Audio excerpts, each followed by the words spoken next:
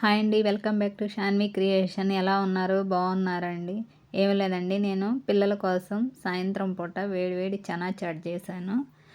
First ఒక కళాయి తీసుకొని ఆ కళాయిలో 3 టేబుల్ స్పూన్ ఆయిల్ వేసుకొని వేడైన తర్వాత జీలకర్ర వేసి ఫ్రై అయిన తర్వాత ఆనియన్స్ పచ్చిమిర్చి వేసి దోరగా ఫ్రై చేసుకోవాలి.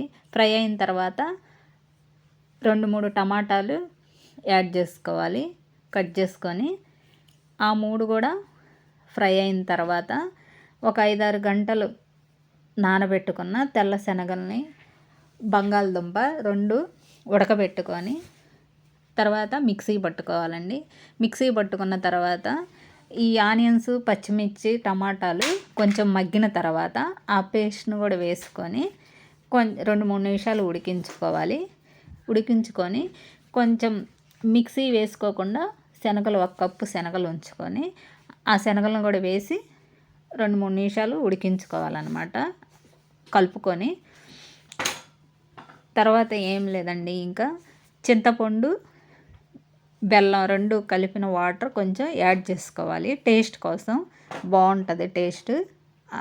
చింతపండు బెల్లం కలిపిన వాటర్ వేసుకుంటే తర్వాత ఏం లేదండి, మసాలాలు యాడ్ చేసుకోవాలి.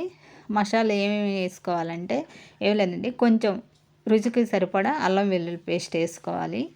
అలాగే ధనియాల పౌడర్ 1 టేబుల్ స్పూన్ వేసుకోవాలి. గరం మసాలా 1 టేబుల్ స్పూన్ వేసుకోవాలి. Chana masala 1 table spoon add చేయాలన్నమాట.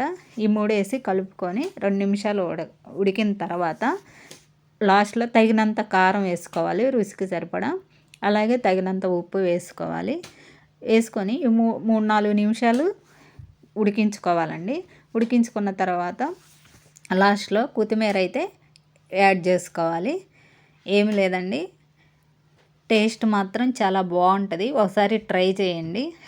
వేడివేడిగా చనా చాట్ అయితే రెడీ అయిపోయింది.